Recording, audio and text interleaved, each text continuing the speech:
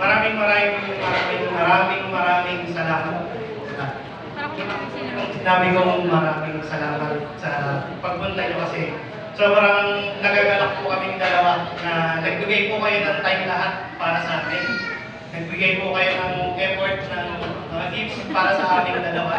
Maraming salamat po. And po sa lahat din po ng mga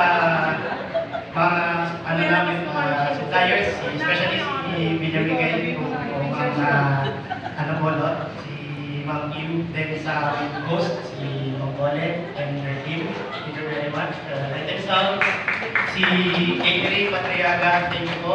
Yung team namin, mula kaninang umaga, pagod na rin, yung mga coordinators namin. Then sa supplier namin isa si Gexet po, thank you very much din po. Then sa photo booth, si BNB po naman. Yun lang po yung ano namin, maraming, yung photographer pala namin, yung team ng photographer, si Talarawan, si JM. Maraming salamat brother, si Sir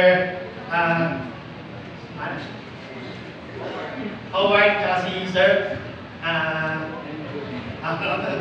ayan si Sir, so, yun nga po, yun nga yung kay Tita Mary Grace Alin, thank you very much. Din po sa mga nag-sponsor sa amin, maraming salamat po talaga. Hindi po ito mabubuo kung wala kayo.